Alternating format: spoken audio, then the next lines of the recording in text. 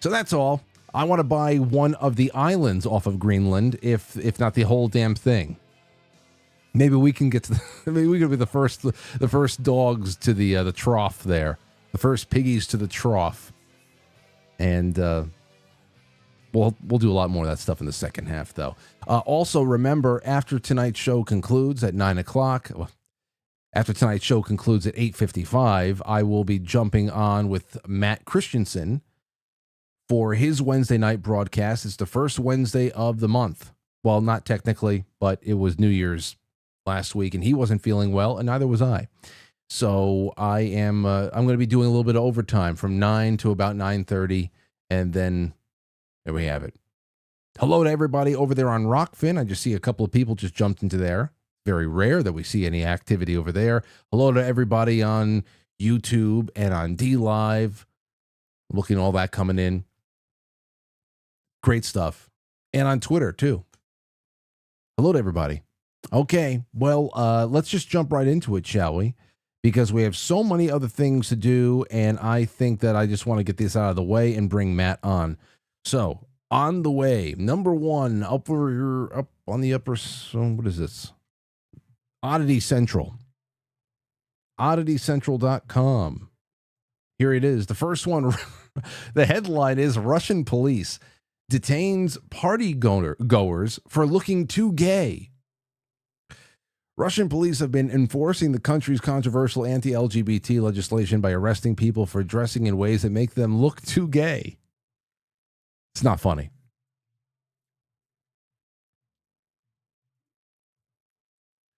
Here's a quote, trying to arouse interest in non-traditional sexual relations has been considered a crime in Russia for over a decade, but the law was usually enforced against individuals and organizations that published and promoted propaganda for the so-called LGBTQ groups.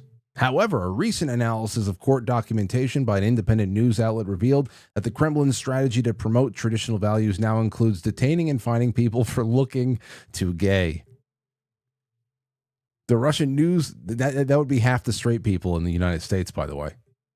That would be half the straight people, too. The Russian news website, Roeske, revealed an incident that occurred back in February last year was never covered by the media, in which 8 individuals were detained by police for wearing clothing that promoted, quote, non-traditional sexual relations. During a raid in a nightclub in the city of Tula, Russian police detained and later fined a group of men suspected of promoting an LGBT agenda. According to the photos, the description discovered in Vertske's recent court document analysis, one of the offenders had pink socks, an unbuttoned kimono over his shoulders, his hair dyed bright orange. Oh, yes, arrest him. And red tattoos on his face. Straight to jail. Straight to jail. Way too gay, even for gay people. Like, you're just asking for it. Especially if you're Russian. While another had crosses of black tape glued to his nipples and wore a woman's style corset. Yep, straight to jail. Although a man, this is a quote, although a man, he was wearing a short top covering his chest, black leather shorts above his knee, on which there were several chain-shaped ornaments and fishnet tights. I know all the gays and the lesbians listening right now to this audience, to this show, are saying, ooh, it's awfully loud. The Russian court reportedly agreed that the appearance of the detainees was inconsistent with the image of man and a traditional sexual orientation. So, I don't know. Are you with it? What do you think? I prefer our gays just like regular guys, to be honest. They like guys fine. They just look like, I don't, listen, there is from the inflections in the voice and the need to dress like women, I don't know. I don't know. There's just way too much extra going on there because you have to find ways to differentiate, or else you just look like everybody else getting on with life, right? But not in Russia. Straight to jail. Okay, so let's see here. Zookeeper Zookeeper walks into lion enclosure to impress his fiancée and gets mauled. An Uzbek zookeeper tragically lost his life after going into the lion's enclosure at a private zoo to film himself petting the large felines only to get mauled by them. Stupid. On December 17th, 44-year-old F. Iriskulov was working the night shift at a private zoo in Parkent, Uzbekistan, when he decided to impress his fiancée by filming himself going into the lion's enclosure to pet 3 full-grown African felines. A short clip revealed from the man's phone shows him unlocking the lion's cage and casually walking in and talking to the lions, addressing them by name. At one point, the felines, which had been lounging in the wooden pallets, became alert and approached the zookeeper, who continued to film, seemingly unaware of the danger that he was in. The video cuts off with Iriskulov screaming as one of the lions attacked him, and we're not going to watch the video. I didn't even know that there was a video there. I just saw it that was up. It was in there. Who the hell needs that, right? Just don't do that. Ladies and gentlemen, don't do it. Now, there's a couple of things I want to just throw at you before we go right into our intro and then into the main part of the show. There is one person that wrote in last night about spare underwear. This is from Jay Holland. It says, Frank, I'm listening to the recording of this evening's episode. You seem to think it's not likely that a person might spill gravy in their pants, but I must tell you, because, yeah, I feel like it's a lot more common that you spill the gravy on the pants. Maybe you have to take your jeans off, put something else on, but to get it in there to where the jeans and the underwear have to come off, that seems crazy. That's a ridiculous spill. But I must tell you, I have had gravy in my pants. Back in my teens, I was a dishwasher in a busy restaurant in a college town of Lawrence, Kansas. After breakfast, the cooks broke down the line, putting dishes, hotel pans, whatever there was their room for in preparation for the switch to dinner and lunch from breakfast, you know? It's a big transition during the day, especially if you're not doing all-day breakfast. Often there was a gnarly gravy pan to scrub. There was a tall ice machine and a dish pit as well. The cooks put dishes up there as if there was no room, because there was no room, on the stainless steel receiving table. I reached up to grab a gallon, not knowing it was full, a Garanturine, not knowing it was full. I couldn't see into it. The pot slipped and tipped a gallon of gravy into my apron, down my shirt, and into my pants. Warm gravy. It even seeped into my socks. Damn. A thorough soaking. My boss came in shaking his head and said, strip down.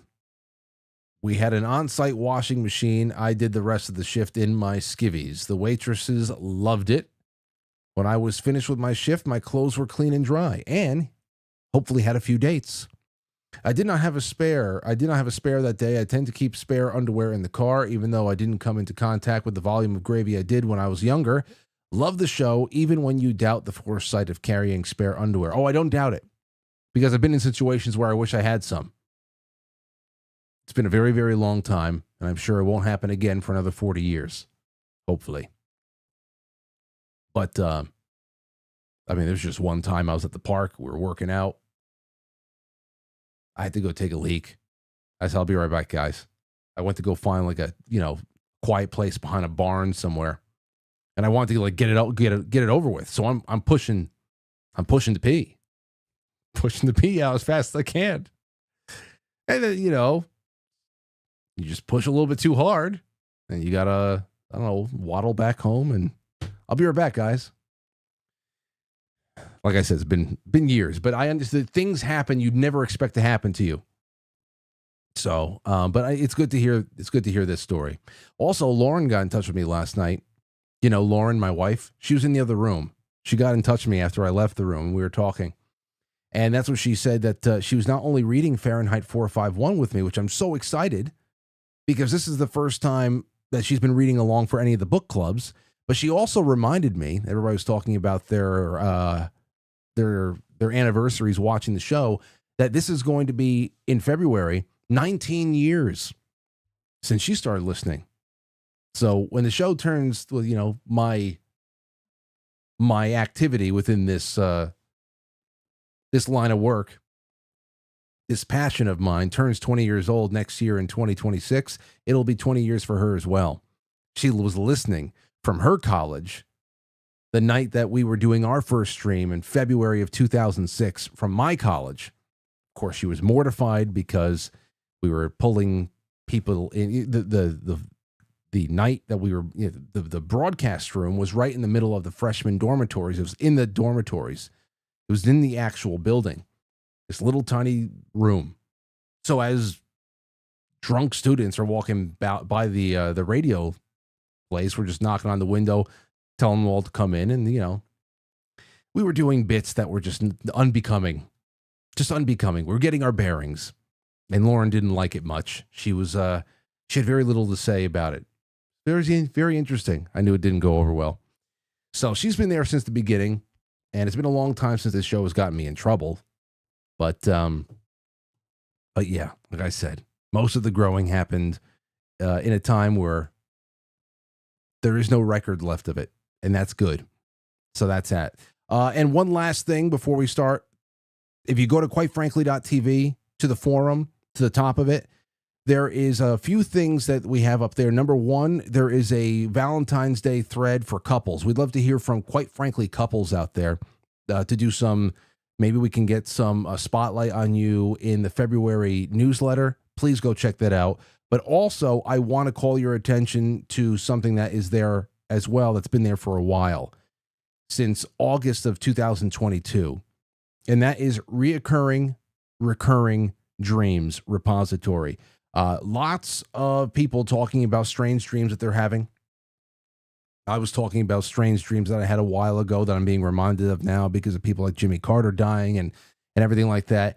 If you guys are having strange dreams and visions, remember to get it in there. I'd like to jump into this thread to see what new stuff is in there. In revelatory times, it is said that we are all going to be seeing things in our dreams, seeing things in the sky. I'd like to know if that has already started to uptick with you all. But with that being said, it is time to kick off down that dusty trail and start the show. We'll be right back with Matt Roeske of Cultivate, Elevate.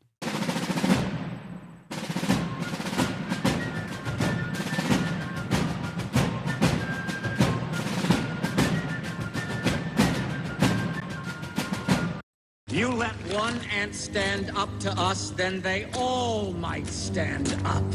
Those puny little ants outnumber us 100 to 1. And if they ever figure that out, there goes our way of life. It's not about food. It's about keeping those ants in line. That's why we're going back. Does anybody else want to stay? Let's rock!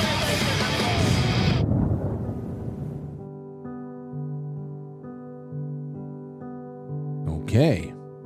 I didn't put this song on. This was not my pick for Strange that this came up. This was not my pick for the opening. This is Exogenesis, Symphony Part 3 by Muse. I love this song, but I didn't pick it. It's beautiful, isn't it? All right, anyway. Well, I thank you guys and gals so much for being here. Of course, one of the main things we got to talk about, anytime that Matt Roeske is on, we're always discussing what the hell is going on in the world. And right now, there's a lot going on. But on top of it all, California is getting cooked again. Los Angeles is on fire. It's burning. Unprecedented fires scorch 3,000 acres in Los Angeles, forcing 49,000 to evacuate. There's just so much here. It tests your soul, losing everything at once. Hollywood star in free fire zone rips liberal idiots and woke government. Of course, that's James Woods, and there's a lot of people who've lost their homes already. And apparently, at least as the reporting has been earlier on today, the containment is 0%. So it's just one of those things where the blowtorch effect is taking over, like we were seeing in Maui, and it's got everybody just sitting back and shaking their head for one reason or another. The finger pointing is starting. You know, some people are trying to evade responsibility. Other people are trying to heap others. It's just so much, and there's always something like this going on when Matt comes on the show, and I love the timing of it all, even though I don't like the stories. Matt, how the hell you doing? What's going on? It's always like this. I was literally going to say that. It's always like when we do this, there's always some crazy stuff going on in the world. It's funny. It is. It is. You know, we already had so many things to talk about between I wanted to know what you thought about the so-called smart fog that everybody was talking about coming out of Christmas and into New Year's. Of course, that all went away once we started talking about the domestic terrorism stuff on January 1. But even before that, all of November and December was chock full of UFO mania here on the East Coast. So but again, turn the page and all is forgotten. And now we are here with the blowtorch fires again in California. It's just unreal. So how's everything in your life been? Because you're not too far away from this stuff. I have to imagine whenever that tinder box gets a spark over there in California, it gets a little bit dusty where you are. Over here, it's been a little weird. The skies have looked really strange lately. I don't know what they've been putting into the skies. We had 85 degrees until December 23rd. So it was toasty. Like I was outside getting a tan on December 23rd. Then all of a sudden, the planes come in and they start doing their barrage into the sky. And then all of a sudden, this really weird haze was in the sky. And then I started smelling what I thought was fire or like wood or something that was burning. And there was a fire that was up by Payson. It was a small one. But overall, now we just got these weird like glob fake clouds that are in the sky, the traditional after they do whatever they're doing. And I feel like they're testing something different because even the clouds, they look different. They're more like wispy. They don't look like how normal clouds normally look. And so then just so happened this fire situation rolled in at the exact time where it looked like they were testing something new in the skies. It's incredible because I obviously all I have is a northeastern and even just my part of New York kind of a point of view of what's going on in the skies above me. But around Christmas week, my wife even pointed it out to me. So you notice the skies lately. We were getting, the thatch work over us on Christmas week was incredible. And of course, this is all lines up. You can say, well, it's cold and flu season. We're a country that is chronically ill. We don't really take care of ourselves. Now we're getting into a part of the year where there's less, sun exposure. We're eating more sugary things. We're just taking our immune system down to zero. And this is why we have a cold and flu season. But there's something else to it, because there's a lot of people who really, in my life, that take care of themselves really well, that are brought to their knees by these hacking coughs and these sinus infections and these flus and all that stuff. And it always seems to coincide around here with something that's going on above us. And it also makes me wonder, to what degree is this some sort of an accelerant for things that are happening on the ground in California? I have to at least wonder.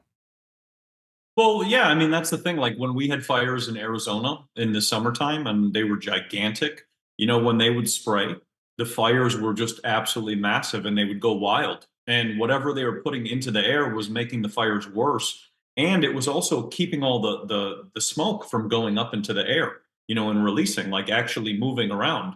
So it made it even worse. But yeah, there's been videos lately going around where people have been showing plastic snow, big globs of plastic snow, falling on the ground. There's all the winter storms that are hitting Tennessee, Kentucky, and all the different states as well too, which normally doesn't happen around this time. And all the stuff with the weather is just obviously very strange. Here in Arizona, it feels like summertime. Like the energy is very charged up. It's very strange for the winter time. Like even these winds we were having these last 2 days, or they like 30-mile-an-hour winds. Normally it's like 2. You barely see you see a little dust bowl moving around and whatever.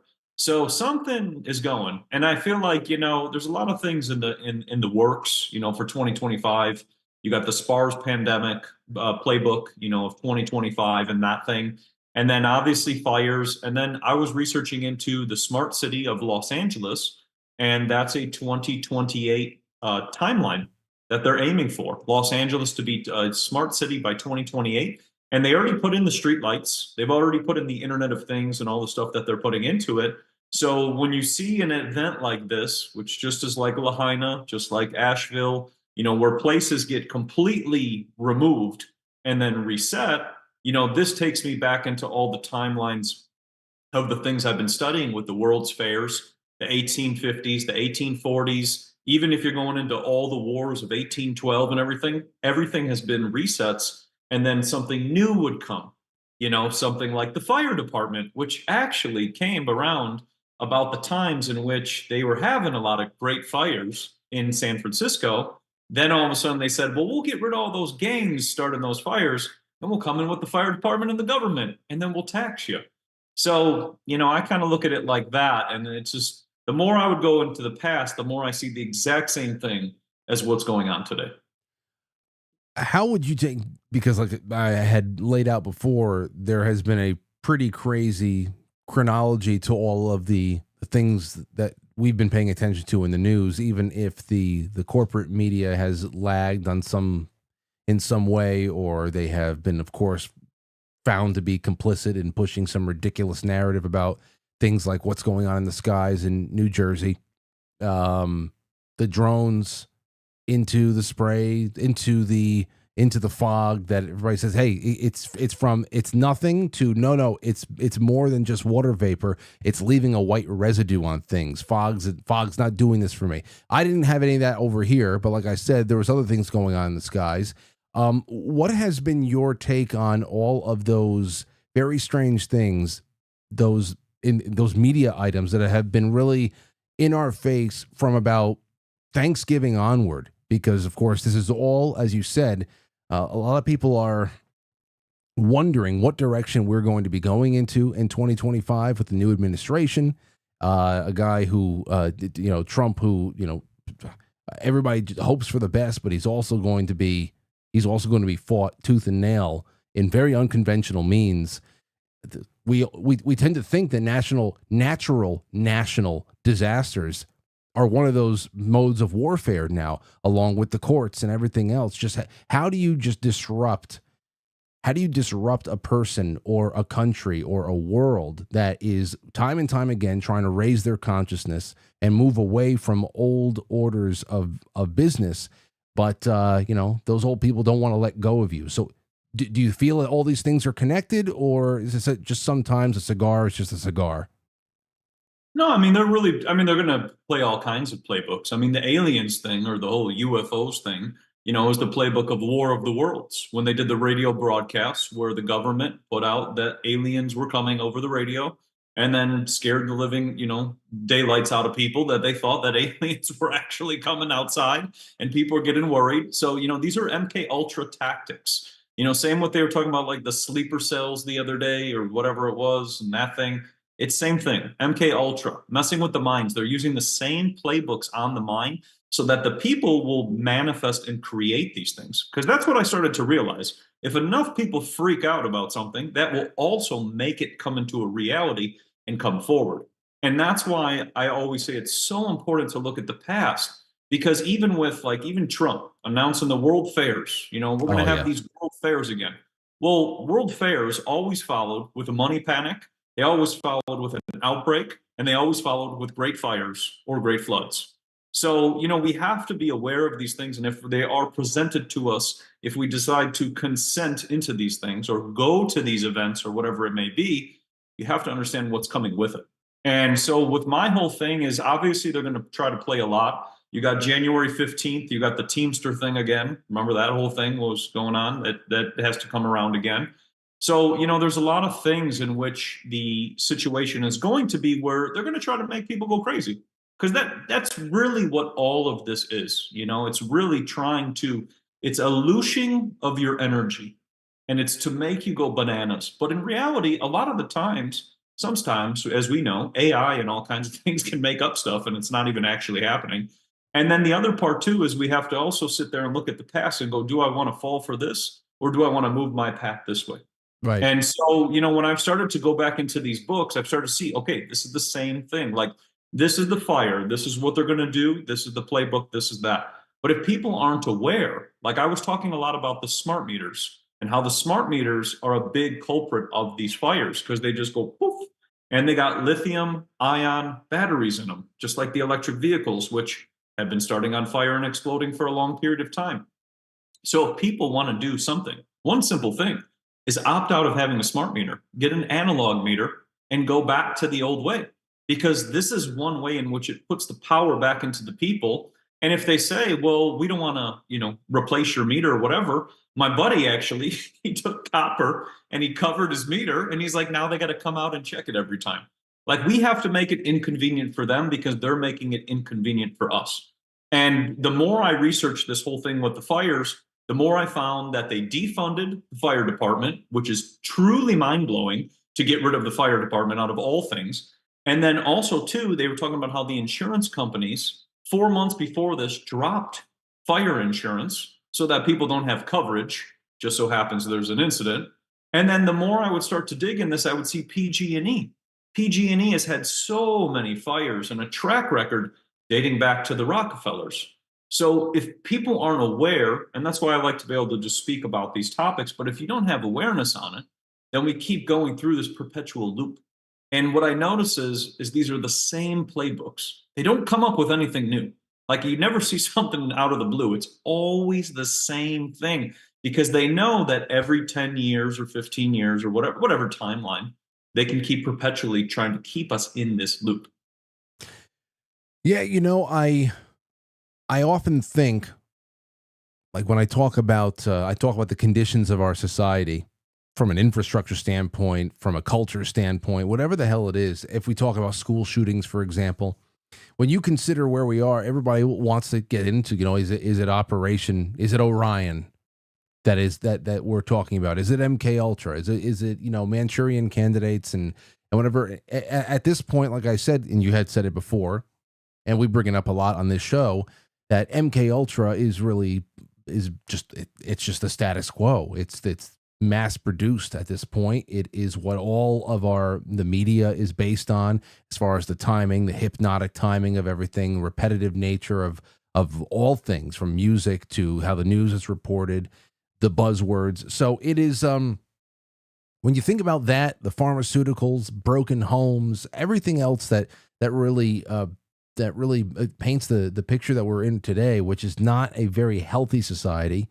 There are people out there who are making, great strides. There's always good things going on in the world, but overall, it's not a healthy society.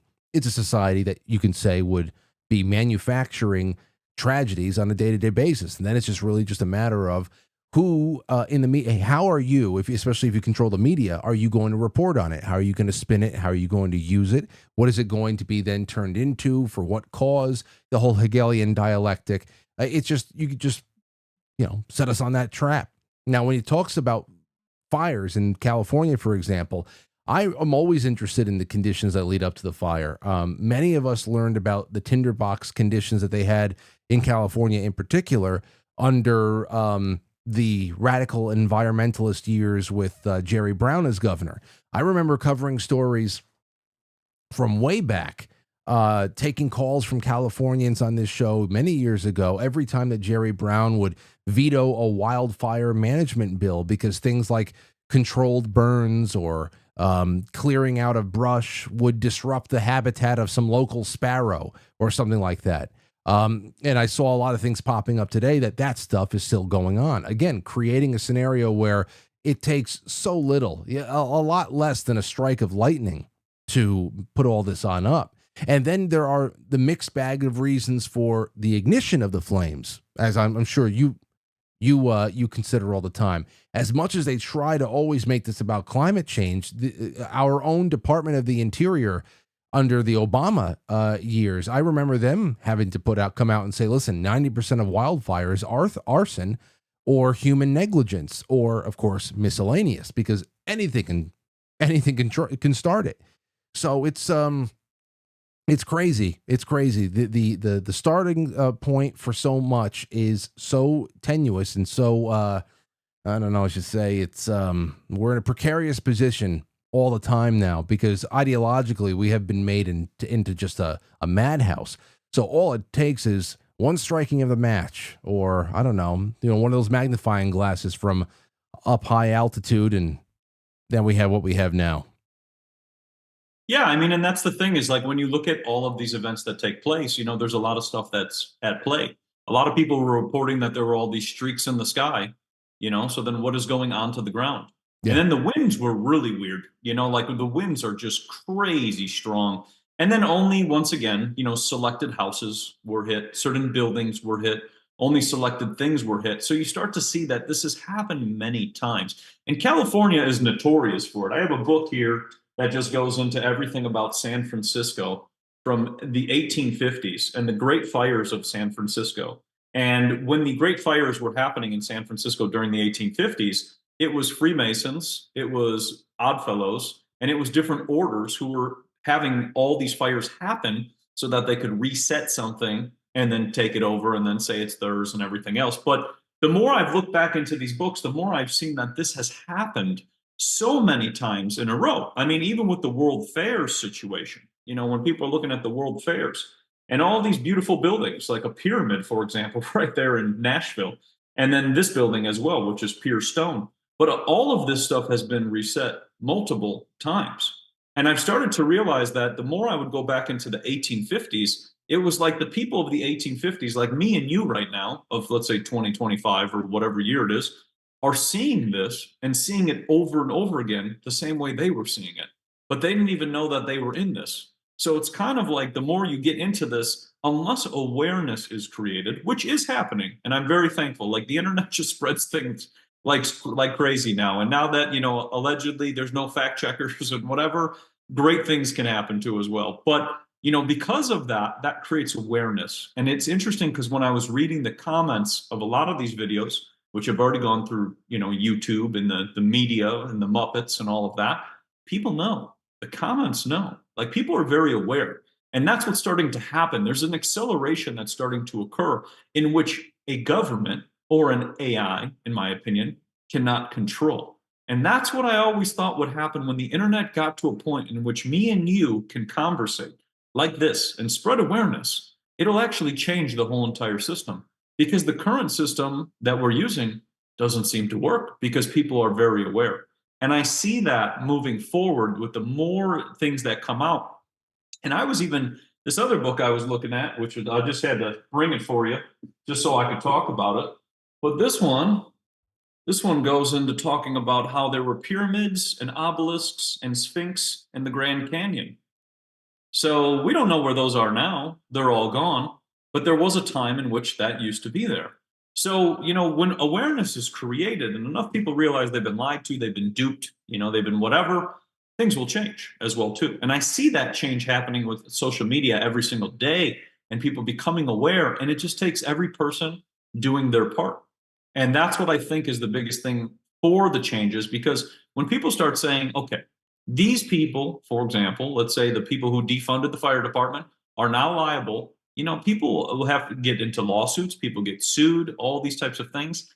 That's what people have to step up their game to do. And then also band together, because a lot of these events, everybody will just attack each other and go crazy. But in reality, we also have to band together to realize that we, the people, are the people who are supposed to be making the change. Not these Muppets, who get put up there in front of us to be, the power, I would say.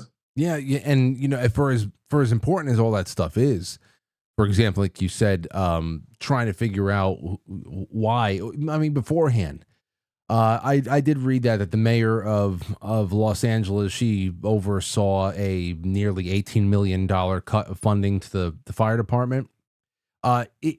That right there is just common sense. Out of everything that a city raises and spends, it's the most ridiculous thing in the world to say that we're going to get rid of our fire management and also our policing. So, I mean, the fact now that half of the city is up in flames, it may be everybody's like, oh, now they're going back on it and saying, well, told you so. But really, once the flames are lit, I see a lot of people blaming the first responders, or everybody's just looking for something at this point. And there's plenty that makes up what happens prior to something like this breaking out. But I think regardless of where you are on it all, this is just another example of how precarious and fragile everything that we've built the modern world on actually is. And from what you've discussed in your videos so long about earlier phases and earlier phases of civilization that may have been washed away and built on top of and buried and all that stuff. These were monuments and structures that were far more lasting than wood framed houses in suburban Los Angeles. And you just think about how quickly it all can just be washed away. It looks like some parts of LA right now look like the day after the bomb was dropped in Hiroshima. So I don't know what else to say about this, but I do want to get into the world fairs and things like that. But if you have any comments you want to add to that, go right ahead. Well, the Hiroshima was firebombing. There was no nukes. Yes. Yeah. Well, either way, that Dresden, I just brought up Dresden again last night. So, I mean, it's however you're going to level a city, then that's how it looks right now. Well, and that's the thing is, you have to see every side of history. World War II is a big one. We were lied to a lot about everything with World War II, but same thing with the World Fairs, telling us that these buildings were temporary. Found a ton of books on this. I've been collecting all these old books, finding out that these buildings were 50,000 square feet, up to 150,000 square feet. Even the Crystal Palace of New York City, 1851, 100,000 square feet, pure glass, pure iron. And it allegedly burned down, which is interesting because I didn't know glass and iron can catch on fire. But, when you see all of these things, you see these world fairs and you see the world wars and you see all of these things, you see that we've been told a bunch of nonsense, and that's to keep us in the dark. And like you said, so that we're not connected to the materials, not connected to the resonance of the buildings, the frequencies. And even like I told you when I visited New York City and I went to St. Thomas Cathedral and St. Michael's Cathedral downtown, I mean, those buildings, you walk in and you can just feel it. You can feel the materials, you can feel the pipe organs, you can feel everything about those buildings. And I found a video, which was crazy, from 1899, and it looks exactly the same. So I've started to realize the farther I would go back, these buildings have been around for a very long period of time. I don't even know how many times we've gone through this, and that's the part that it's really wrapped my mind thinking about this is, when we look at all of these times of the 1850s, 1840s, 1830s, a lot of things are missing. Like even the 1876 Centennial World Fair, which was in Philadelphia, they have these mud roads, but there's already the trolleys were already there. Like they just put the mud on top of the roads, and then you don't see the electric trolleys, which already existed. All of the technology that we have already was being presented at times in these world fairs too, and these buildings were just absolutely monstrous, so large, and then they were turned into mental asylums and institutes and all kinds of things and whatever. But, the more you look back, the more you see, wow, this has been going on for a long period of time. And then this is why I try to spend as much time creating awareness on this, because then it kind of makes you realize that this has been a perpetual loop for a long period of time. And the world fairs, there were so many of them. They happened all across the realm. They had a lot of baby incubators, 46 of them had baby incubators, babies on display, as if they're teaching people about children. They're also teaching them about agriculture, which I find so strange, because if people allegedly went across the ocean, they would already know how to grow food, and then they're teaching them all these habits with Coca-Cola, Hershey's chocolate, Monsanto. Monsanto came around about 1901. So you have all of this stuff being introduced to the people, which I always found so weird about the world fairs, because it's like you're teaching people again because they've somehow forgot, or they're not from here. They were from somewhere else. They were brought into here, and then you're teaching them. And even when I was looking at the San Francisco World Fair and the fires and the earthquake that happened around that time, they said that they were putting out the fires with TNT, dynamite, and cannons because the water was turned off. And what did we just hear in Los Angeles? The water's turned off again. So we see the same thing over and over and over again. But if we're not aware of it, then it's like completely, this big shocker. But that's why I think it's really important that wherever people are living, whatever city they're living in, whatever country they're in, to research and look back and kind of see, because there's all these really weird gaps in the timeline that really don't make any sense. Like I can't find pictures of certain times of the year, but I can find pictures from this, let's say the 1780s and then the 1850s. But then for some reason in between, when the country was created and that whole thing, there's not a lot of pictures. So it makes you really wonder, how recent is everything? And, we've been given a lot of books which show a really later time, but I'm starting to think everything's a lot more recent than what we really think. When you talk about pictures from the 18th century, what do you mean by that? Because I'm thinking about the earliest photographs I've seen, and we're talking 19th century. So I don't. Are you talking about paintings? Artist renditions? I don't understand what you mean by that. So there's an old way of drawing. They could do drawing with stone, and they could basically use stone to make a photo, and it looks almost exactly like the pictures that we have with a camera today. It's pretty mind blowing, and they were using stones to do this. So that seemed pretty advanced to me when I started seeing these pictures, which look like completely today, the same exact thing, like statues and all these different things drawn out with stone. And then with the technology that we, like you were saying, we actually have a lot of pictures that date much farther before that. And there's a thing people can look into. It's called the stereoscope. It's really, really cool. And I think you would like it because it's a old piece of technology, but it's an old piece of technology that you put like this and then had these two pictures. And when you would put it in front of you like this, you would get a 3D image into your mind. And this goes back because these pictures are showing times before the time of, like you were just saying, in the 1900s and these things. So the farther I would start to go back, I would see that somehow there were illustrations, there were paintings, there was stone, there was some sort of photography, and a whole bunch of different technology which kind of went under the rug, and then technology would roll out later. So for example, they would say the camera came around in, let's say, 1910, but in reality the technology's already been here since 1810.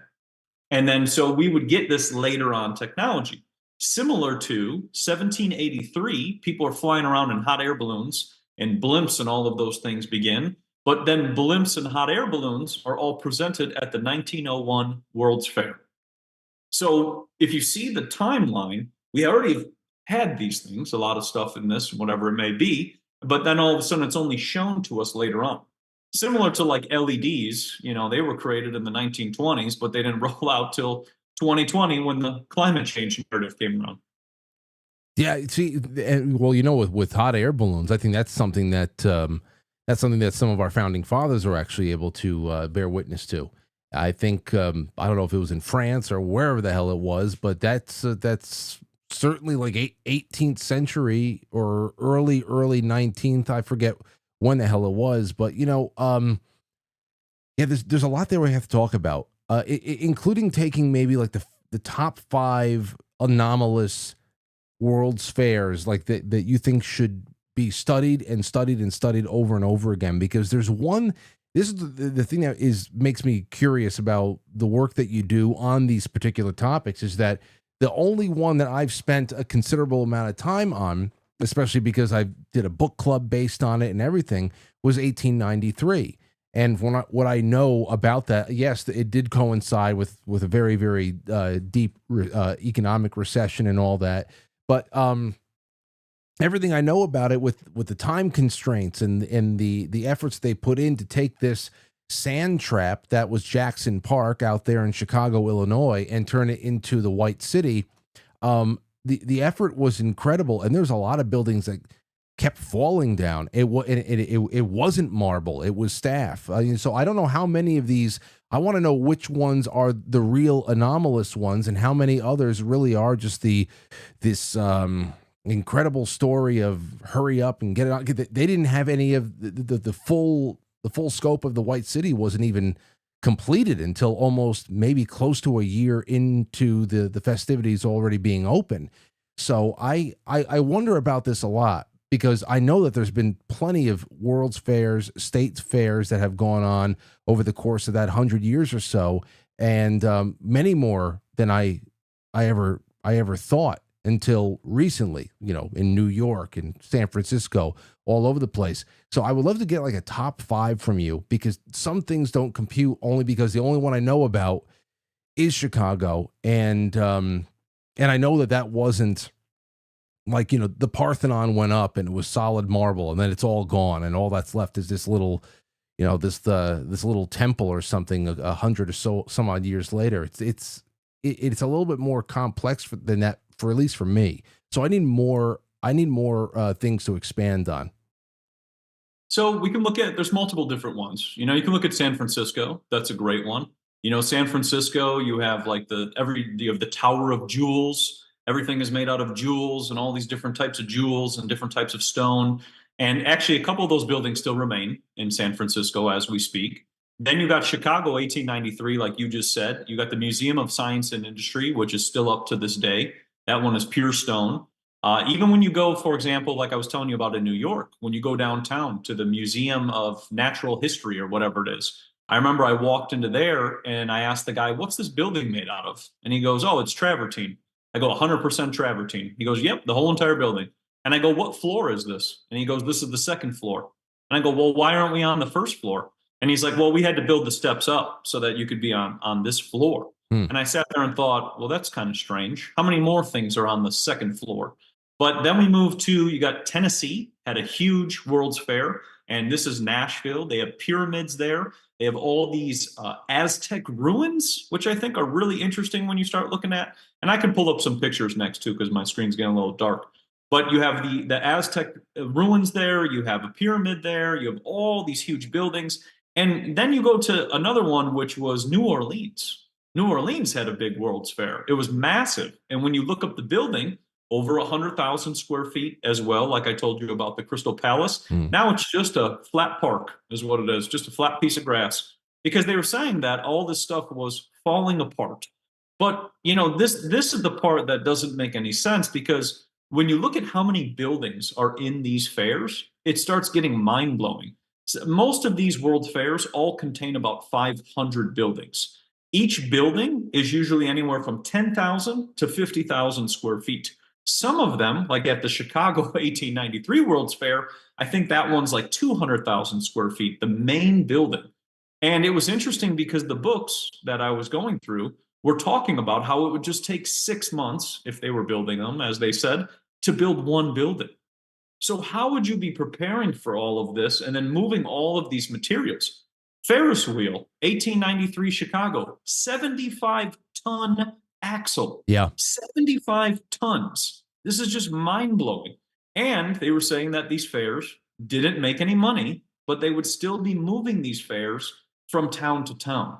So this is where it starts getting really interesting, because you're sitting there going, okay, if you're not making any money, why would you go construct this over at another place? And so when I would look at all of these things, you'd see these like roller coasters. The one had an aquarium with whales and dolphins and like all these animals inside of it in Nashville. Then you have in Chicago, they have all these, like they have cacti and all these types of like cactus all over the place, looking like they're already growing in the pictures. So you start to wonder, was the realm really different at that time? Like, was the weather really different? But the more I would look back into this, the more it made no sense. And the building's cost was crazy, because each building is now costing $100,000 to $300,000 per building to construct. So then you go, well, okay, you got 500 buildings times $100,000, per building. You're spending so much money. And I get it. We could have an event like me and you can go attend, I don't know, a football game, just to make it really simple. And you could build a stadium. But a lot of those stadiums are the same representation or the remnants of World Fairs. Like Buffalo, New York, the stadium that they used for the World's Fair there is the one they use for football today. So, if these things were as flimsy as we were told, and they were falling apart, and, they couldn't stay and whatever else, it doesn't make any sense that we were just destroying all of these. Yeah. And a lot of the destroying of these buildings happened in about 1960s. 1960s, there's some sort of weird reset that takes place where a lot of these old world buildings specifically, they just take them all down because they said like they need to put up condos and high rise buildings or whatever else. But these buildings have lasted forever and they're not falling apart. So it doesn't make a lot of sense. I'm going to be very curious to see what the plan is for 2025 and 2026 respectively, because there is, of course, we're leading up to the 250th anniversary of the signing of the Declaration of Independence. Trump had said in that one particular speech about state fairs and celebrations that are going to kick off starting this year and being brought into 2026. And I was wondering the same thing. What in particular are we going to get any World's Fairs again? Now, as far as where the money goes, even back in 1893, there was a lot of this came from World's Fairs commissions. The government funded a lot of it as well too. These exhibitions, but again, now in 2024, it would be really interesting to see what a World Fair would look like after so many years of not hearing anything about it, and it seemed like it's a thing of antiquity. Because I think St. Louis, what little I know about the St. Louis World Fair was there was about 1,500 buildings that were erected for that, and going back to 1893 in the Ferris wheel. When they created that Ferris wheel, the first Ferris wheel, that had, I think, 35 cars on this thing. Each one of them was capable of carrying about 60 to 100 passengers. So if you had a fully stocked Ferris wheel in 1893 over there in Chicago, people just hanging out and just seeing the grounds going up, around, and the other, and every car was just packed full of people, there would be nearly 2,300 people on the first Ferris wheel. And you think about these little dinky things right now going on. I mean, it's incredible. In studying that one World's Fair, Matt, I remember in book club talking to people and saying, damn, I mean, you think about the trajectory we seem to have been on technologically, culturally, everything. In 1893, we were knocked off of that timeline in a serious way. I wish we were still on that timeline. You'd think that we'd be in a completely different place than we are right now. Well, and that's the thing is like you just said with the Ferris wheel, it took 10 minutes for that Ferris wheel to go around. 10 minutes. Like think of the energy that you would need for that Ferris wheel to go around. The other thing about those fairs, like you said with the technology, is all of those world fairs, the lights were working with gas. That's how they would light them up. There was actually natural gas that was being pumped throughout the entire World's Fair, which is lighting up the fairs. So like San Francisco, for example, had all this natural gas, which then makes you start to wonder, well, where was all this natural gas coming from? Because you'd have to set up all these pipes. You'd have to be running all kinds of things. 48,000 light bulbs at these fairs, usually depending on these buildings and things like this. So like you just said, there was a trajectory of where just this monumental stuff was happening. And then all of a sudden, just about, if we're going to start like World War I, all of a sudden it's like it's almost forgotten, or it's lost or whatever you want to say. And that's the part that doesn't really make any sense, because even if it was lost, we'd still be doing something similar to that. It wouldn't just be completely gone altogether. Yeah. Let me ask you this. Let me fix my light real quick. Just give me 1 second. Okay. Can you hear me? Yeah, I can hear you. All right, cool. Okay. So then here's what I got for you. I was watching, I don't know where the hell this came from, but I found that it's either a TikTok video that was uploaded to Instagram or one or the other. I found this reel, and it was a guy, I guess maybe a Tartaria based account, but somebody who is coming from the analyzing of the world and where we are right now, and trying to piece together maybe things that have been lost, what we've been lied about the past. But one video that I saw that I was just scratching my head, and I was wondering if you can make sense of it for me, is that this guy was talking about the efforts that were put into building the original Yankee Stadium, which is, of course, very near and dear to my heart. That's 1923, of course, before I was born, but it's still pretty modern. 1923, the construction process is pretty well documented.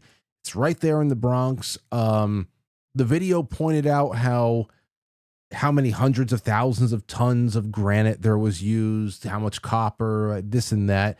And then they would conclude that it was very odd that the entire thing was able to be constructed and ready for public use within 10 months. And I looked all throughout the comments. I'm like, okay, what's the point? What's the point? They built it quickly. It's one. Just tell me what the hell. Do you have any idea what he's talking about, or the construction of these stadiums in New York in the early 20th century? Because I never really got the point of it all, and I just wonder, how much are people looking for things to make a theory about? Because I mean that stadium was in use in one way or another until about 2008. It went through a renovation in the 70s, but I just don't understand what that could have been. Do you know anything about that?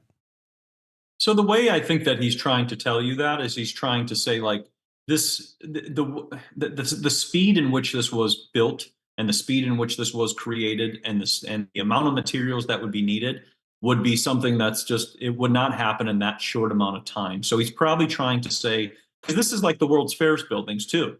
If they're putting up, let's say, I don't know, 1,500 buildings, like you said, with St. Louis or whatever, it's going to take a long time to build those. Like horse wagon, you got your little like lantern, all whatever you're doing for trying to build and hammer and chisel and whatever, blah, blah, blah. But, that's the part that doesn't make sense. If we could just throw up buildings very quickly, like a stadium very fast, we'd still be doing that. But I don't think, and this is where it gets really strange with these world fairs, I don't think we even know how to do any of this. This is why when you look at like these construction photos of some of these things, what I'm thinking is that construction photo is either them taking it apart or just posing in front of it like as if they can build it, but they can't. And this is why when people start, like your friend was poking holes in this thing going, well, what about if there's winter? What if you have a snowstorm? What even if people get sick? People get sick all the time. They're working and they get ill. I mean, this is where I was researching the Gulag camps. Okay, this is some crazy stuff with Stalin. He's a very scummy individual. But when I was researching what he was doing with people, even with him having like 100,000 or 200,000 people building a canal, they couldn't even do it correctly, number one. Number two, when they built it, it wasn't even where it was supposed to be. And then number three, they were like, okay, we just kind of give up. So with that manpower and the amount of people, and they're healthy individuals, they're young individuals, they're building and whatever, you sit there and wonder, well, then how were all of these buildings all across the country? And that's the part where even these stadiums, like it looks like these things were already here. And then these groups of people like Harvard and Yale and Rockefellers, Rothschilds, Carnegies, all these different groups of people, they just took over these buildings. They usually just like threw a sign up on the building. And that's what I thought was really interesting. Like even probably the stadium, they just put like New York Stadium, on there. And it's like, that's the sign. Like you have this big, amazing building and you put this little danky sign on there. And I have some photos, which if you want to see New York City, actually, let me see, hold on. Let me see if I can show them to you. Because I got a whole folder on this. So, while you're looking for them, are you going, would you go to any of these fairs? I have to imagine out of curiosity, anything that pops up now over the next 2 years, you'd want to be there for yourself and take a look and make some notes of things, no? No, because what they're going to show you is they're going to show you the same technology as like 1901. But then it'll just be, the thing is they show people the technology, but the people are never given this technology. That's what gets really weird with these world fairs. Like there's an engine, okay? It's called the Corliss engine.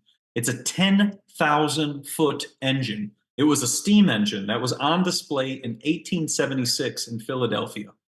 That engine does not go anywhere. It is shown in the World's Fair because I believe it was already there. And then that's it. None of the regular people like me, you, and any other regular person, nobody gets to use any of this technology. And that's where it gets really weird. Like everything is shown to the people, almost like mocking the people, kind of like, here's something you can have, but you're not going to have it. And then they would take it away. And then instead they'd give people like, a plow instead, when they already have these steam plows, which can do all these things, and vortex engines. This was mind blowing. I found vortex engines that were used for hemp. So when hemp is being taken apart and you're turning it into clothes and you're doing all these things, they had a vortex engine that was created. That's the same technology as Victor Schauberger with his vortex energy of 1950s, the guy who created the first flying saucer.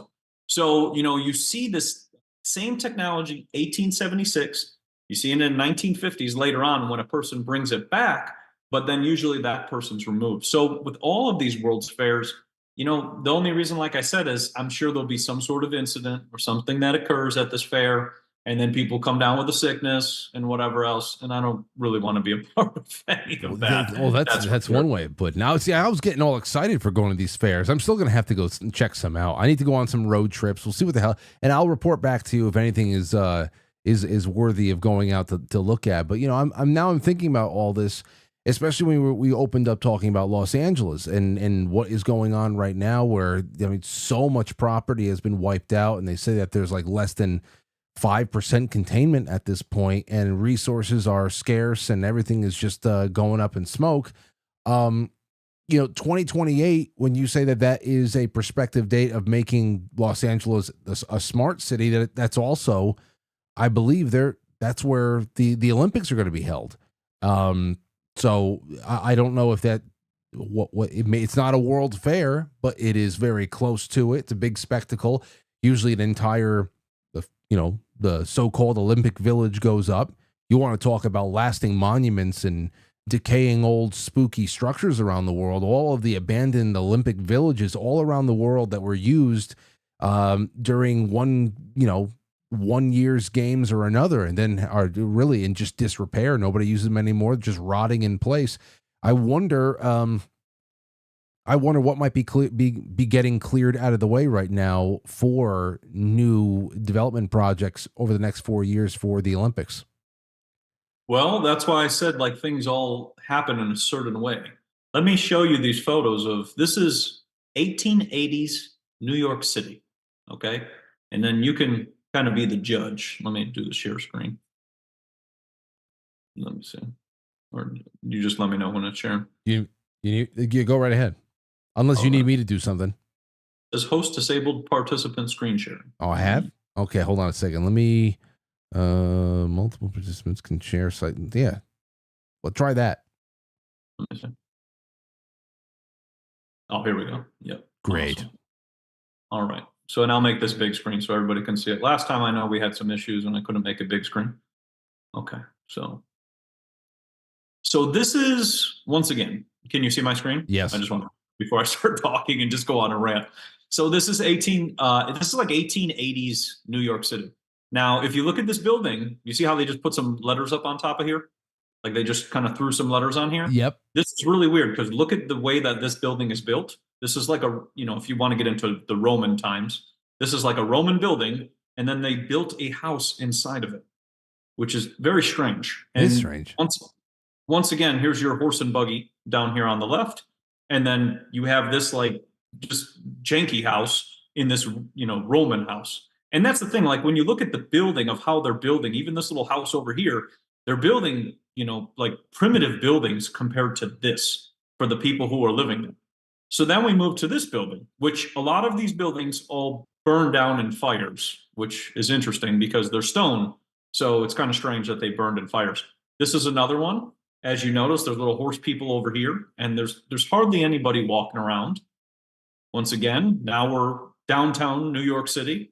You got a couple people. You got these massive buildings. I mean, these are gigantic. Like, look at the size of these. And then right here down on the bottom, you see these tracks.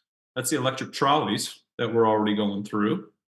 And then here's another picture. You have empty streets. And this is where it's strange because, like, look at how tall this building is right here. I mean, this goes all the way up. There's an angel up on top. That's always what these buildings would have. And you can see the sewage is already here and everything's good to go, but there's hardly any people on the streets. Same thing here. another one. We got empty streets. Same. Oh, we got one person. And then this looks, this looks like some Roman building, and then it looks like another layer is put on top of it. Jeez, it looks so peaceful. Right here on the left-hand side, these little bulbs right here, these are gas bulbs. That's what I was telling you about. This is why a lot of these have been removed, because they ran on gas. Here's the corn exchange bank, which is interesting.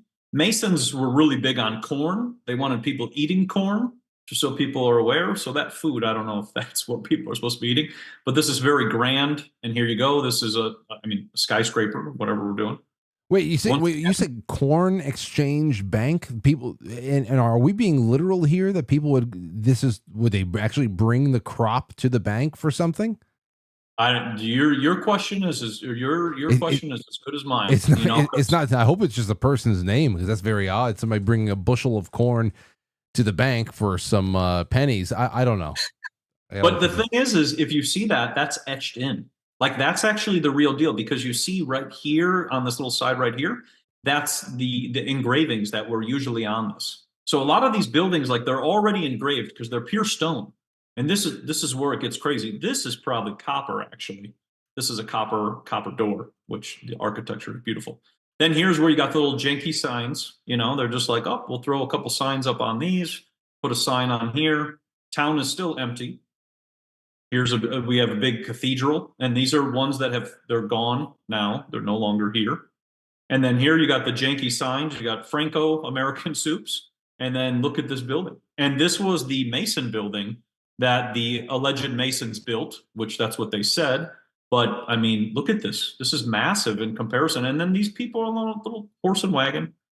Well, you got right here, hold on, Matt. Library of Columbia University. Wait, so Matt. This is why I was saying, like, these universities have taken over these buildings, and then they would be their building. And then they would say, well, this is now our school.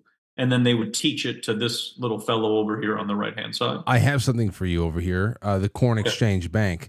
It was established in 1853. Corn Exchange Bank of New York. Founding was closely linked to the trading of commodities, particularly corn, reflecting the agricultural economy at the time. Now, it was created to serve the needs of the city's merchants involved in grain trade, particularly at the Corn Exchange, which was a marketplace where corn and other grains were traded. So this was a bank that was set up to really facilitate, among other things, I guess, but more specifically, the trading of farm produce and stuff like that. So that's really interesting. I had no clue. If I were to walk by that, I would just think that the owner of the bank's last name was Corn or something. Well, and like you just said, that's what I would think too. And also too, would you be building buildings this grand and trading corn? The money thing doesn't make any sense either too, because now where's our money? From 1776 to whatever timeline to 1876. That's a part that doesn't make a lot of sense. And here we go with the angels again. See, that's an angel. And then these, you have the wings and the owls. And then these are clocks, which all these buildings had clocks installed into them, which I think is really interesting. The bells would ring on the clocks, which the bells are to keep the weirdos out. That's what that is. And then here's another one. This is right by Fifth Avenue. So once again, you see there's layers going down. There's stairs right here on the left-hand side. So it goes deeper. And then this is there's a couple people, and this is what gets so strange, because you see these massive buildings and you just see a couple people. There's a building back here. And if you could see that almost looks like an apartment building. This was probably a mental institute. This was the post office at the time. That's what they said. They just decided to build this as a post office, so you could ship your corn and whatever. It's a palace. And then that's that library.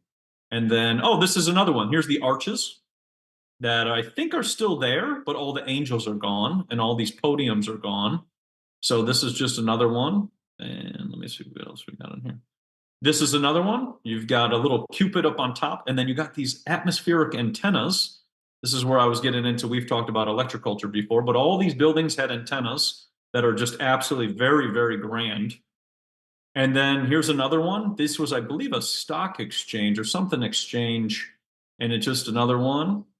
Let me see how many more. We got a couple more. This was the cathedral I told you about. Remember, I told you St. Thomas's Cathedral or St. Michael's Cathedral?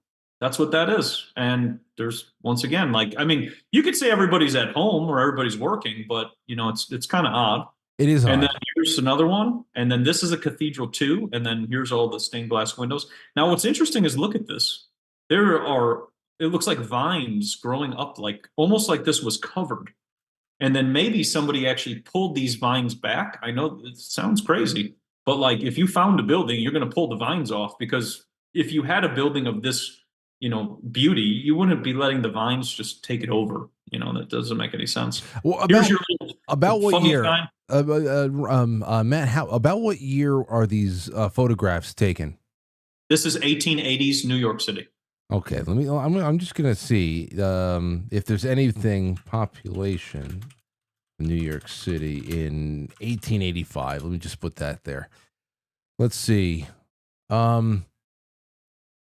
Not directly documented, but around 1880, the census of 1880, New York had a population of 1.2 million people. Now, compared to 9 million today, I can see why there were days that at that point, it's only 4 boroughs, because it wasn't until 1898 that Brooklyn became a part of the city. But, I mean, you can see it's still nearly 2 million people. It's hard for me to imagine it being this empty. It's really just, it's like Twilight Zone-ish. Well, and that's why I wanted to show this to you, you know, because like look at this big tall building in the back, and then this lot is for sale. And then, I mean, look at this little house. Like, this is how somebody's actually living. But then you're building something like this back here, you know, and then once again, the people are just missing. And like, here's another one. And, you know, unless like everybody could be home for Sunday, you know, whatever. But what, is everybody at home? Like, it doesn't make any sense. This is another one, another cathedral. And here's another one, New York Free Circulating Library. I mean, that is quite a library, especially just pure brick. And here's another one too. This was an interesting one. This was a snowstorm, but then there's no people out. And then I think one of these has like the windows open. Let me see if it's the next one or something. I only got a couple more just to show you. Here's another one where they just threw the stables sign on top, and it says for sale, for lease. And here's probably some sketchy guy and some random kid. And then it just looks strange. And then here you go. Here's a group of people. This is the first time we've seen people. And look at what they're in front of. Let me just zoom in real close there. JP Morgan. Because remember, JP Morgan, 1885, owns the educational system at that time, and somehow First Banks, which is really interesting. This was a park that I actually wanted to go visit. It's still around. I forget the name of it, but it's changed a little bit. There's no longer a lot of this stuff that you see on top of here. There's a clock too, which this is always perfectly timed. And then here's a little, kind of like, this looks more new, you know, like somebody would build today. And then this thing's just absolutely massive. And once again, you have the trident or an angel, usually that's up on top. And let me see if I got that. Yeah, that's it. You see, Matt, here's the thing. When I look at these, and of course, it's just interesting to look into the past to see what we were doing architecturally, how traditional things still were, all of the old world, Hellenistic and even classical Roman influence that we were getting with our architecture. And of course, there is just that kind of like dichotomy of this ornate, beautiful building and then the shanty in front. And some may look at that and just say, well, this is still a fledgling society where the poor and the rich, everybody is, laying staking their claim in the same plots of area. Maybe it could be the first real signs of gentrification, where those bigger, more rich, well-funded buildings in the back and the people who are behind them are going to eventually develop the rest of the thing, and the shanties will leave. And that's just the way that a city, grows out of the nothingness and the pigsty into something a little bit more structured. And then, of course, it becomes another kind of pigsty.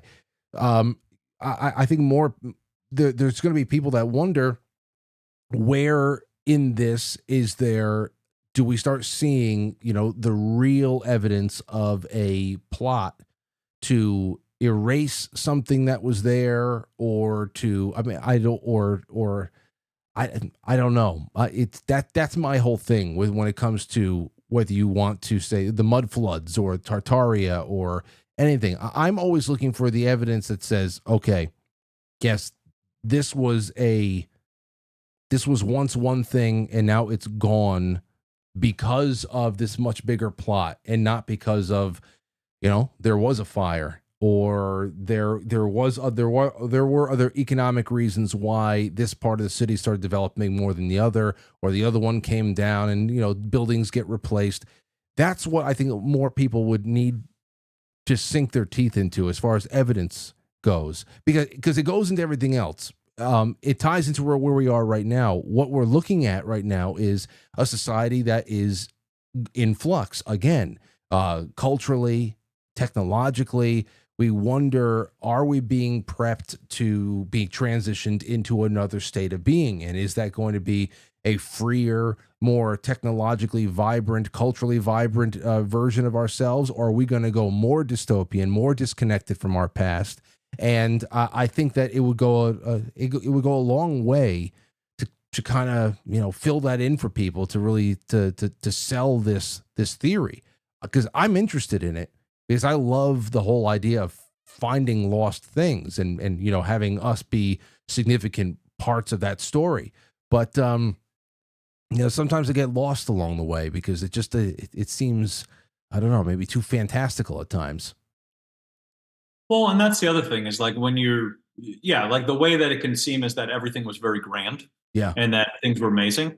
And what I started to realize is when I looked at like the Builder Atlas of the 1850s, it's BILDER Atlas. It looks like the blueprint of humanity. Mm-hmm. It has all the religions, it has all the buildings, it has everything of how to design it. It has everything of how to create these buildings, all the architecture, everything. It made me start to think like, there are people who do know things, but a lot of them have been either removed from the realm or the information has been lost over time. And like you said, yes, there could be the rich building big buildings and then the poor building a smaller building. I can see that point too. But the part that doesn't make any sense is where a lot of these buildings are all just taken down and removed. And there was a song actually that was written in New York about the mud flood, and it was called the New York mud flood song or something. And it was actually a song where they sung about mud flowing down the streets of New York City. So, I think that a lot of events have taken place, and different ones do different things, right? If you have a mud flood and you have mud come, it's going to cover X amount of things. If you have a fire over here, it's going to do certain things, and I think these buildings have been, that's why I'm saying this is multiple. Like even this stuff happening in Los Angeles, this has happened so many times. And that's why I'm just trying to say that. It's happened multiple times. And each time there's a couple buildings left and then it moves to the next, and that's where I started to realize when I looked at all of this, like a lot of these buildings, they weren't all taken down right away. They were taken down one at a time, slowly removed, and then a new story was told, that we got rid of that one because, we didn't need it anymore or whatever else. And to your point, what you and I are doing right now was not possible in 1905.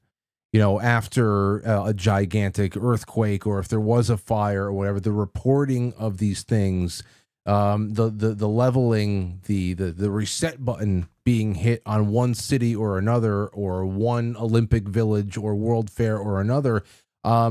It's not as freewheeling reporting. For example, I'm getting a lot of reports out of Los Angeles from people who watch the show, and also I'm just observing on Twitter or somewhere else that that in Los Angeles, a lot of people are foregoing listening to the local radio or going to the television or anything like that, and they're actually focusing in on keywords, hashtags, things like that on Twitter, because it's become a more reliable source of information that doesn't go through the filter of centralized broadcast media or anything like that. I'd have to imagine that if we had decentralized media and such worldwide connectivity of everyday people like we have right now, it would be a little bit harder for the cities and the ideas and the communities of the past to be wiped away and be given a little bit of a byline in the Saturday Gazette about, you know, how there was a cow kicked over a kerosene lamp in a barn and the entire city of Chicago went up, you know? Yes. Well, and that's the biggest thing, and that's why I try to bring awareness to this. I'm not trying to bring chaos into people's minds. Right. But the difference is yes, we now have the ability to connect all over the whole entire realm with all different people and bring awareness to that. Back during that time, nobody knew. You know, if your friends and family were in St. Louis and they got sick and came and were poisoned after they went to the World Fair, nobody would know unless you wrote them a letter, you know, and if that gets to them and whatever else. So we have the ability to see these things now and go, okay, this is what's happening. Like we saw Lahaina, we saw Asheville, you know, we've seen the other events that have taken place across all different places. And then you start to see this and people, it brings awareness. And that's where the whole thing where it does, like I said, it doesn't happen at once. It's not like one big, you know, event. Now, there could have been different events too, like static events or static field events in which things were one material and they turned to another material. You know, this is like when you look at Petra or like Jordan or even stuff in Egypt now, I've started to think about that too, that there was this event which changed material from one to another. But once again, unless you were living to tell the story or be able to send a message, however it was at that time, nobody would know that these things happen. Mm-hmm. And that's why I've been going back into these old books and even looking at like the Civil War. You know, these buildings were around that I just showed you in the Civil War too. So then you're sitting there thinking like, okay, this was already here. All of this is not making any sense, but each of these events that have taken place, and that's kind of what we're going through today. All of these events have taken place, have all worked as resets, and then the information was lost, and then people couldn't talk about it unless you knew or you had the memory. And a lot of the times when you ask, you know, if we talk about older people at this time, you know, a lot of older people are suffering from memory loss at the moment, which if they don't have their memory because of the toxins and Wi-Fi and all this garbage that they push and whatever else, then they can't tell us. And that's where like I would start to see the same thing over and over again. Like even the playbook of 2020, it was the same playbook as 1976, swine flu, you know, so if we don't remember, then they're going to keep taking advantage of us. But I'm happy that you just said that people are searching for a different way of looking at things because they're fed up with hearing a bunch of Muppets go on the television and say it's like climate change. You know, like it's well beyond that. And we can see this with our own eyes. And we have to think back and go, okay, we went through this many times. You know, this is okay. Now we kind of see who's doing things. And when we see names, you know, Rothschilds, Rockefellers, Morgans, Peabodys, you know, we see these same names, we start to go, oh, okay. So back then you were doing it, still doing it today. Yeah, it's true. It makes really wonder what is possible. And at the same time, again, it forces a lot of people, I guess, to drink from the proverbial fire hose where I'm all ears with this stuff, and I want to see where people's investigations go and just how credible it can be, credibly it can be backed up through evidence and just see how hypotheses form. At the same time, I want to know what the hell everybody's talking about with something like Yankee Stadium. It's that. It's like I start wondering, do we start overcorrecting? And then there's a theory for everything that maybe doesn't need it. And then, of course, that goes back to discredit people who actually have put the time in and said, I think that there is a major or a series of chapters of our history, not even just all of mankind, but just even in smaller chunks of time here with our time in developing the Americas. I would love to know about that. There's so much. It's there's so little known about such an ancient land, and I'd love to get into that more and more. Okay, so listen, we have about.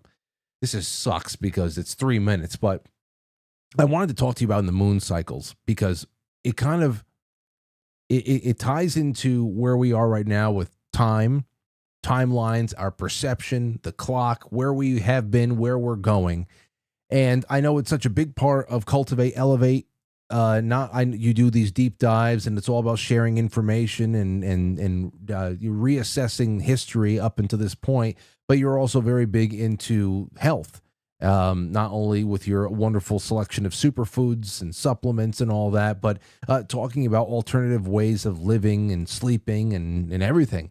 And with the 3 minutes that I got left with you, could you talk about, I almost feel like we should do this on its own, because I'm so interested in the 13-month moon calendar and the balancing of, I know people in my life who live by the moon cycle, but they manage their work and their social life through the Gregorian calendar because that's just the way that the world works.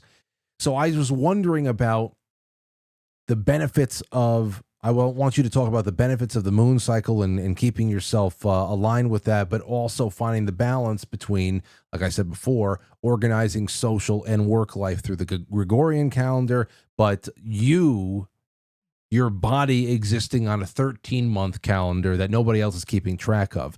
That is something I would love to get into, and I almost feel like it's unfair to try to jam this into a couple of minutes. So maybe we bring you back instead. What do you think about that?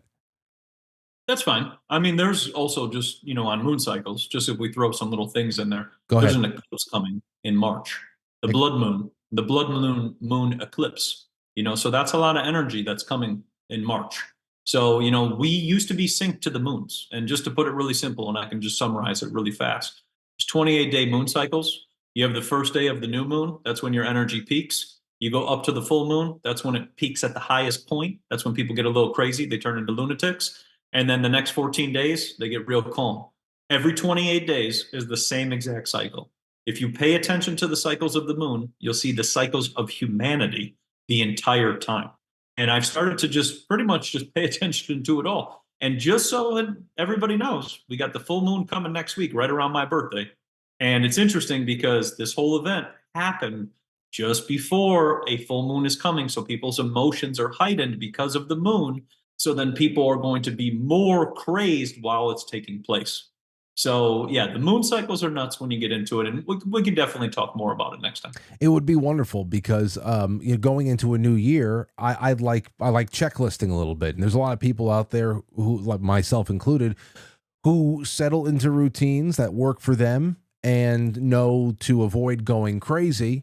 Make little tweaks along the way, add a new thing in, add a new, whether it's a physical routine, a little dietary tweak, whatever the hell it is. But something like this, I think would be really fun to dabble with in the new year and get that in the mix. So I'm going to let you plug all of your work at cultivateelevate.com, and let's bring you back either by the end of the month or first week in February, and let's talk specifically about that. Let's talk about cold and flu season. Let's talk about everything, because I feel like the groundwork has only been laid for us in the last couple of weeks with everything that we've seen in the news for something else to manifest in the very near future. So I'm pretty sure we're going to have to do a follow up anyway. Yeah, that works. I mean, we can go on the cold and flu situation for quite a while. But yeah, people can find us at cultivateelevate.com. You can find all of our superfoods on there. I also have a Telegram, which has been growing, and I just put all the stuff up here. This broadcast will actually go up there as well, on Rumble and Odyssey as well. I like those platforms, and then Instagram and Twitter too. But I try to put the information everywhere. I always source the books. If anybody needs any of the questions for the books, just send me a message. I'll give you the book names and everything else, because I want people to research these things and look at it for themselves, because then they can teach others. Like me and you, when we first met, it was just the starting of us talking about 8 million topics of all different types of things, from spinning mercury and all kinds of things that we've talked about. And it's just kind of, grown from there. But that's where it gives people the ability to learn, research, and go from there. So I don't want people living in fear, that's for sure. I want people to have access to the information and be able to make solutions. But that's basically what Cultivate Elevate is all about. And if you have any questions, like I said, you can just send me a message on Telegram. Yeah, absolutely do so, everybody, because I'm in the Cultivate Elevate Telegram. It's one of just two accounts that I subscribe to over there, other than managing the Quite Frankly one. But it's very interactive. would check that out. And also, Matt spends a lot of time interacting and sharing and mirroring things on Twitter. So that's been wonderful too. Get him on all your lists, and he'll be back before you know it. Matt, thanks for everything, man. Thank you, brother. I'll see you next time. All right, take care. All right, ladies and gents. So a lot in there. Not enough time to do the moon cycles because, of course, we got so far down into the world fairs. You see, the thing with this is, I understand what they're saying. There is a certain kind of presentation to the world, a certain way that we are presenting ourselves to the world in those world fairs. The way that we're bringing back that, like I said, that Greek Parthenon kind of architecture, this very robust, classic way that we would see still, so prominently displayed in the ruins of the ancient world. And to think that so many of those ruins, there's more of that left behind than there is of world fairs. Especially in the, to the degree that the construction was thrown out there, 1,500 buildings that were erected for St. Louis. And all that's left is what was left of the science, the Arts and Science Center, the museum from 1893 in Chicago. There's so many more. But all of it really makes me wonder. How much of it is legit? A legit rabbit hole to go down. How much of it much is just an overcorrection? I don't know. It's almost like with germ theory and terrain theory. I think there's got to be a mix somewhere in there. There's got to be a mix. It's got to be a hybrid. To me, it makes more sense if there's just a little bit of both. I don't know. I'm sure that there is a lot that has been wiped off the map during a time where who the hell's going to know about it? Yes, who's that? Oh my gosh. Your hair is beautiful. How are you? It's late. What are you still doing awake? I just wanted to peek in and say hi. You just wanted to peek in and say hi? Yeah. Okay. Well, what'd you have for dinner? I had chicken nuggets and french fries, but Jasmine couldn't come down because she's sick. Jasmine's sick? Yep. Oh, no. But she had chicken and french fries too. Is she going to be okay? Yep. Okay. Yeah. Oh, you're leaving? No, it's bedtime. I just wanted to say goodnight to Dad. Oh. Good night, Daddy. Good night, baby. Oh, you just made my whole night love you. I'll see you tomorrow.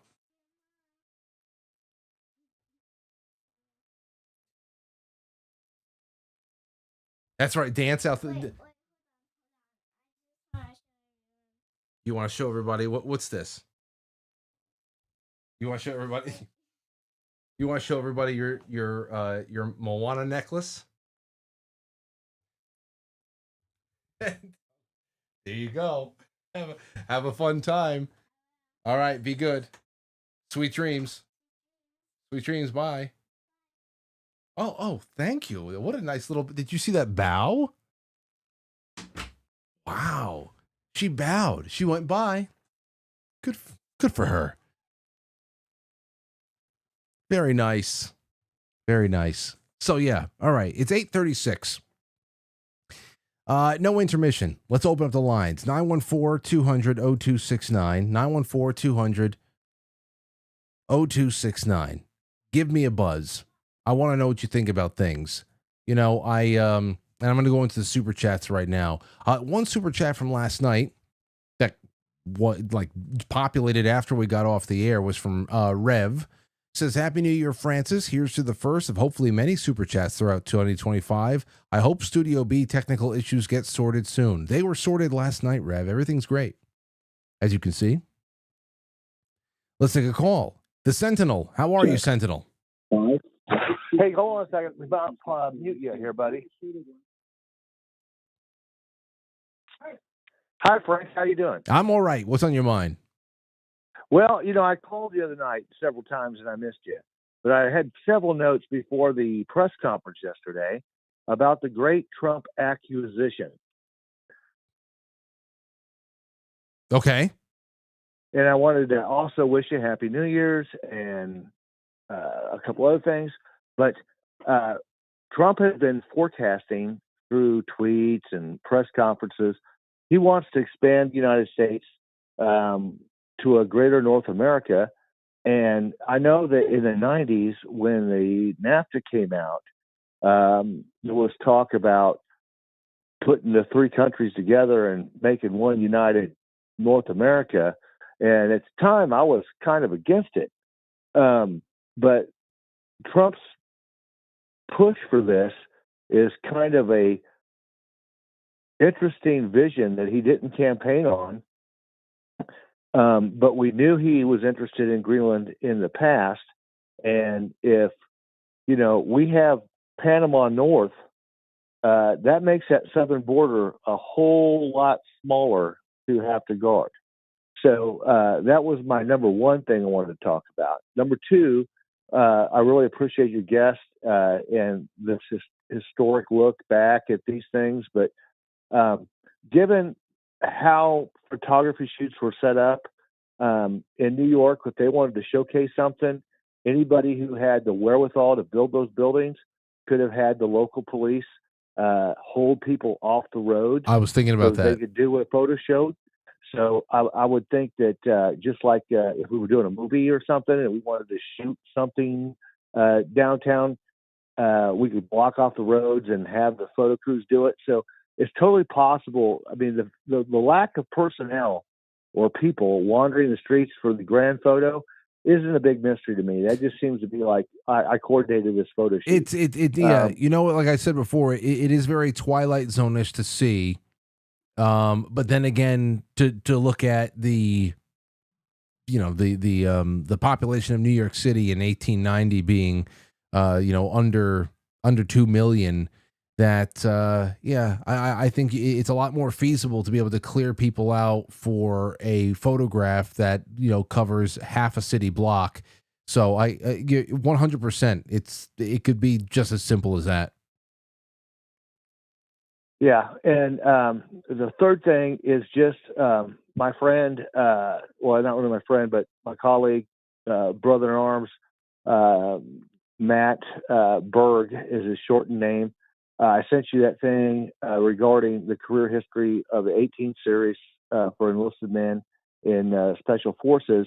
At his grade, he would have known how to set an explosive. I'm totally just blown away that anybody who had the objectives that's either A narrative that was on YouTube or B narrative that came out from the FBI would think that his own death through this self-emulation was appropriate to get the message out. Doesn't compute regardless of which way they're gaslighting us. So I'm really skeptical that he was the one in there proactively making that happen. Whether he was, if his body was actually there, I'm not sure he was the dude that did it. I get you. Well, and thank you for the call, Sentinel. I actually had a buddy of mine, Green Beret, who I think just rejoined civilian life, sent me a couple of thoughts on the subject, and he said it was still thoughts are still being developed, so I'm not going to read it yet but I was getting a little bit more of a background on all that too.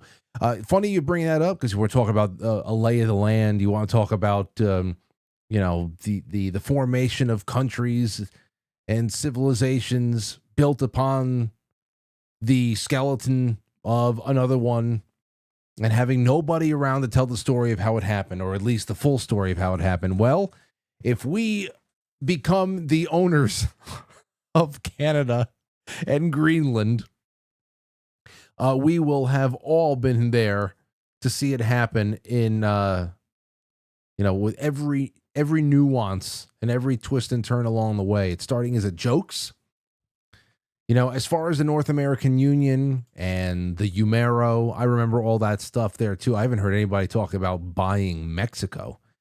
But as far as the consolidation of Canada and the U.S.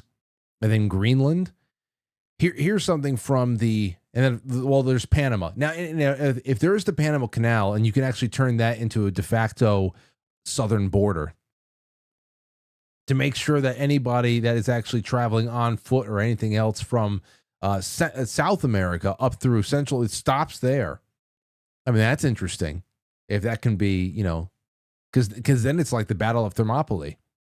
You can get 300 Spartans right there in a small little gorge, and you can repel 1 million because it's just, what are you going to do? That'd be nice.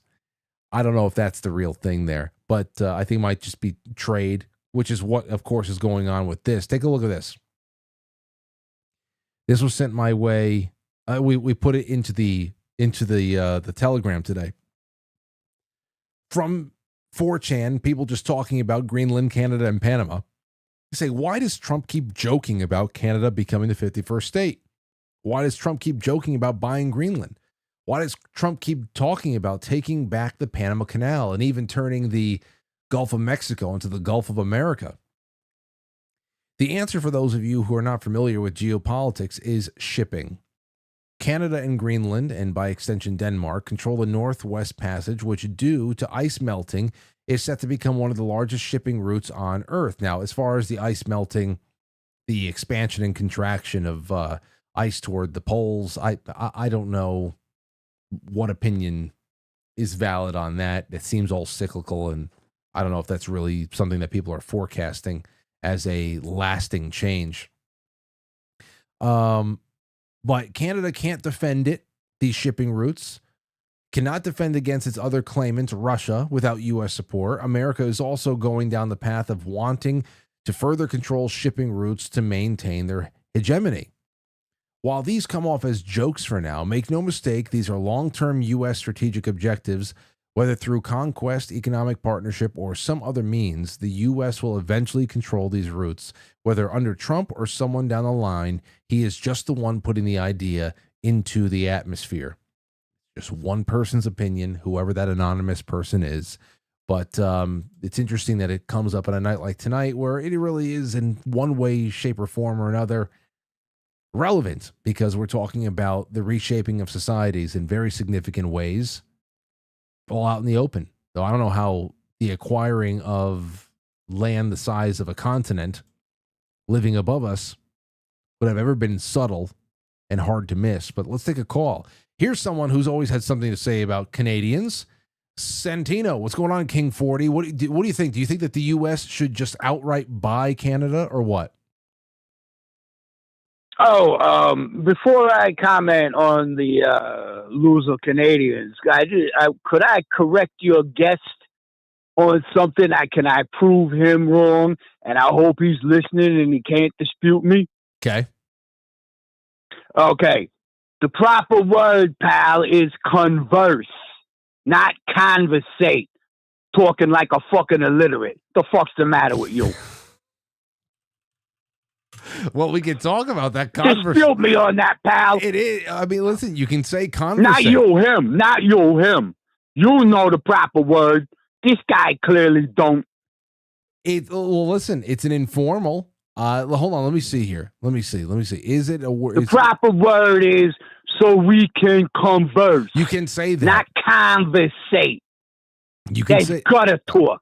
Well. So, hold on. Wait, I know listen. why you're here. Here being the definition page for the word conversate. You heard someone use it the other day, didn't you? And now you're wondering, is the word conversate really a word? You might think that conversate is just... Wait, Santino, can you hear what I'm playing right now?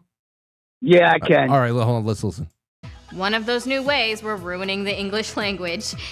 Use of conversate has soared since 2000, but we can actually find conversate for have a conversation with someone in the early 1800s. I don't buy that shit. I don't buy it. I've been around 60 years, and it was always converse. And I'm a high school dropout, and I know that. That is my choice. That's my first choice. I use Converse. Yeah. Well, that's because you got class and you're an educated man, which this guy claims he is. Maybe he's on some things, but obviously not the English language. Oh my gosh, I don't. But to get back to what you were saying about Canada, just like my man the Obster said, we go in there, we're taking Montreal, we're taking Canada, we're taking Vancouver. That's ours now. Like your stupid song says, on guard for thee. Well, you Canadians haven't been doing the heavy lifting. We have. So that shit's ours now. That's it. I've been liking this for one reason, because obviously I have no interest in expansionism and all that stuff, but I love all of the there are some liberal Canadians who have gotten very testy about things. Hey, we're not for sale. And I just like taking the troll, the troll angle on things and just responding saying, it's too bad. Yeah, we own you now. It's over. Well, you know what? It ain't even about expansion there, Frankie. It's about a little payback for fucking, you know what I mean? All the heavy lifting we've been doing all the years and all the shit they've been sending down here for years. Little bit of retribution. There you have it. Well, we're taking it, and we'll and keep the change. That's what I say. All right. Thank you for absolutely. Thank you for the call, King. Yes, sir. You couldn't have a conversation that took this turn without King calling in, because he's been at war with the Canadians on this show for years. But conversate. I typed that in quick. It's a word. Why do people say conversate instead of converse? Converse functions as a noun, adjective, and verb, and conversate is synonymous with only one sense of the verb use of converse. So only one sense of it. That's it. To exchange thoughts and opinions in speech. Furthermore, conversate is a non-standard form and widely frowned upon in formal writing. So it's frowned upon. Out of all the things that me and Matt discussed tonight, of course, in the final moments of this show, this is what we would be talking about. Of course. I knew it. I knew this is why I was trying to. So many things always happen when Matt comes on the show. I have a couple things in mind, and all of a sudden we take a 30-minute detour, and it's always interesting and stuff. But I always plan, okay, I'm going to have him on from 7:15 to about 8:10, 8:15, and then I can take 45 minutes of calls. Not going to happen. All right, let's take one or two more quick calls, because then I got to get off and I got to go and hang out with Matt Christensen for a little while. 219, you're on the air. Go ahead. Hey, Frankie, this is John. It's good to be conversating with you. Go ahead. Hey, I wanted to linguiculate a point about the photographs that the other gentleman didn't bring up. Okay. He probably wasn't wrong that the cops are clearing the streets and stuff, but you have to remember how they took photographs back in the day. It wasn't point and shoot and click. Sometimes those exposures took several minutes. They'd uncover the lens, and they take 10, maybe 15 minutes. So there's 2 points that can happen there. You saw the people standing around in front of the buildings. Those people were posing for a long time, staying damn still during the whole exposure. And the other thing is, if somebody's walking by, they'd be a ghost at best. Yeah. Because the lights close down. They've got the iris closed all the way down, because that's how you get the detail, those fine details. And, yeah. So to your point, then to take those kind of establishing shot pictures would require for it to not be a jumbled, ghostly, smeary mess. It would require some sort of assistance from, I guess, law enforcement or whatever to keep people off of to keep people out of the frame for at least 5 to 10 minutes. It might matter. I mean, if somebody's going to haul ass across there, you might not even see them, because the exposure's so long and the lights cut down so much through the iris. That's a thing. To get the detail, they had to do a really long exposure through a pinpoint of an iris.